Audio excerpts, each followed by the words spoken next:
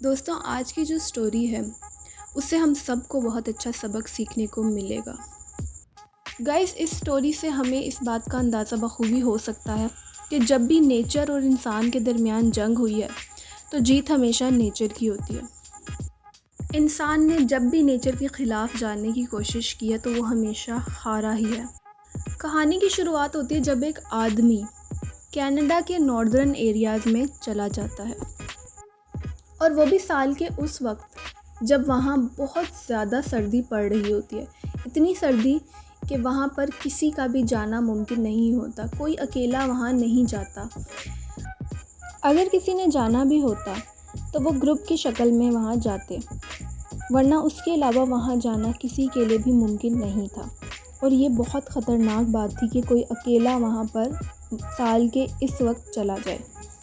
अब ऐसे में ये आदमी वहाँ चला जाता है और ये सोचता है कि मैं वहाँ जाकर एक रिकॉर्ड बनाऊँगा। लोग उसे रोकने की बहुत कोशिश करते हैं। एक बूढ़ा आदमी उसे मिलता है, वो उससे कहता है कि साल के इस वक्त वहाँ जाना बहुत बुरा है, बहुत ख़तरनाक है, तुम वहाँ मत जाओ। इस वक्त वहाँ पर कोई भी नहीं जाता और ख़ासकर अकेले जाना तो बहुत ख़तरनाक है। वो आदमी उसकी बात सुनकर हंस पड़ता है और बगैर सोचे समझे अपने सफ़र पर निकल जाता है। उसके साथ एक कुत्ता भी होता है, उसका पालतू कुत्ता होता है जो उसके साथ उस सफ़र पर जाता है। अब इतनी सर्दी में सूरज के होने का तो कोई नामो निशान भी नहीं था। उसका जो हाइकिंग का एरिया था जहाँ से उसने हाइकिंग करके जाना था, वहाँ पर चारों तरफ अंधेरा ही अंधेरा था, सिवाय उसका ट्रैकिंग जो पाथ था वो नज़र आ रहा था। वो बिल्कुल बेफ़िक्र होकर अपना सफ़र तय कर रहा होता है, लेकिन उसको थोड़ा बहुत अंदाज़ा हो रहा होता है कि सर्दी जो है वो बहुत ज़्यादा है। उसे लगता है कि -50 डिग्रीज़ कुछ इस तरह से होगी, लेकिन हकीकतन जो सर्दी थी वो -70-80 डिग्रीज़ तक थी, जो कि बहुत ज़्यादा है कि इंसानी बॉडी के लिए। और अगर वो किसी शेल्टर में ना बैठा तो उसको नुकसान पहुंच सकता है, तो वो अपने लिए थोड़ा कोई शेल्टर ढूंढने की कोशिश करता है।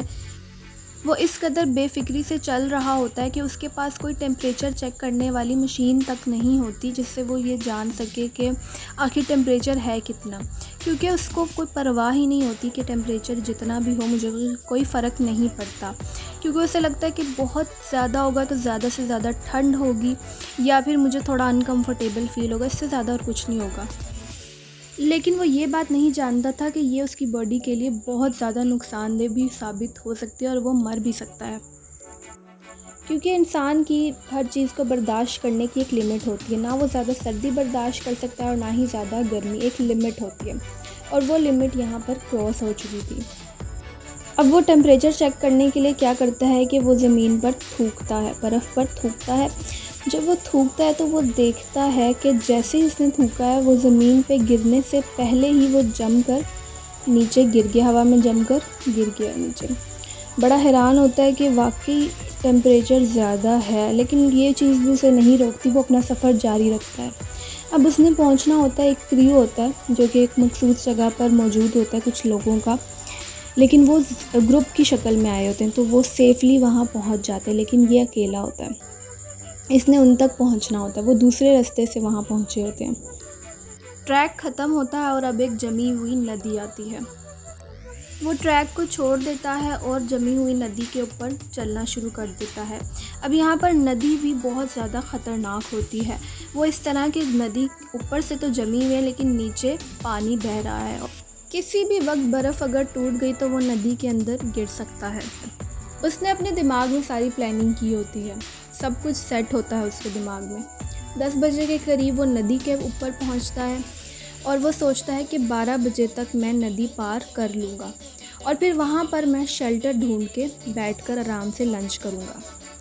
लंच वो अपने साथ लेकर आया होता है। उसने लंच अपनी स्किन के साथ चिपकाया होता है ताकि वो गर्म रहे। वो सोचता है इसी तरह मैं सफ़र करते करते शाम को 6 बजे अपने उन हाइकर्स के पास पहुंच जाऊंगा जो मेरा इंतज़ार कर रहे हैं, और वहां जाकर मैं आराम से खाना पीना खाऊंगा, आग भी वहां पे मुझे मिलेगी और मैं आराम से अपना जो सफ़र है वो मुकम्मल कर लूँगा। उसने कुछ नहीं सोचा होता कि उसके साथ होने क्या वाला है। फाइनली वो कामयाब हो जाता है और अपनी कामयाबी की वजह से वो झील के उस पार पहुंच जाता है। वो शेल्टर ढूंढता है और शेल्टर में बैठता है और अपना लंच निकालता है। अभी खाने ही लगता है तो उसका लंच जमना शुरू हो जाता है, तो वो फ़ौरन आग जलाता है। उसका जो डॉग होता है वो भी आग के पास बैठ जाता है। वो आराम से अपना लंच करता है। लंच करने के बाद वो आगे बढ़ता है। जिस नदी पर वो चल रहा होता है उस नदी के अंदर वो गिर जाता है। बर्फ़ टूटती है और वो अंदर गिर जाता है। अब वो फिर साइड पे बैठ जाता है और अपने आप को सुखाने लगता है आग जलाकर। उसको ओल्ड मैन की बातें याद आ रही होती हैं कि ओल्ड मैन ने बिल्कुल सही कहा था। लेकिन उसको इस बात की भी खुशी होती है कि उसने यहाँ तक का सफ़र अकेले ही तय कर लिया और अभी तक वो ज़िंदा भी है। खुशी मनाने के लिए वो दरख्त के एक टहनी को पकड़ता है और उसे खींचता है। उसी के नीचे उसकी आग जली होती है। टहनी के ऊपर बहुत सारे दरख्त के ऊपर बर्फ़ लगी होती है। वो सारी आग के ऊपर गिर जाती है और आग बुझ जाती है। अब सर्दी का इतना आलम होता है कि उसके हाथ जमने लगते हैं। वो फ़ौरन से दोबारा आग जलाने की कोशिश करता है, लेकिन उसके हाथ उसका साथ नहीं दे रहे होते।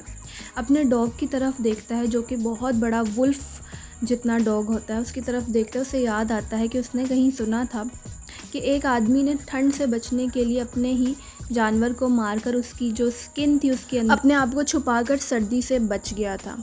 वो भी अपने डॉग की तरफ देखता है और उसको मारने की गर्ज से डॉग समझ जाता है। उसे फ़ील होना शुरू हो जाता है कि ये मुझे मारने वाला है। वो वहाँ से दौड़ लगा देता है, भाग जाता है। अब जो हाइकर होता है वो उसको देखकर ये अंदाज़ा लगा लेता है कि ये तो मुझसे दूर भाग रहा है, ये तो मेरे हाथ तक नहीं आएगा, मैं इसे मारूंगा किस तरह। अब वो परेशानी में इधर उधर भागना शुरू कर देता है। भागते भागते एकदम से नीचे गिरता है और उसको एकदम नींद आना शुरू हो जाती है। नींद आते आते आते वो ये बात एडमिट कर लेता है कि उसने ये चीज़ गलत की अकेले आकर, और वो गहरी नींद सो जाता है, यानी मर जाता है। कुत्ता उसे देख रहा होता है, वो आता है उसके पास और उसे सूंघता है। उसे पता चलता है कि ये तो मर गया है। तो दोस्तों, ये थी आज की स्टोरी। वीडियो को लाइक और चैनल को सब्सक्राइब करना मत भूलिएगा। Thank you so much for watching.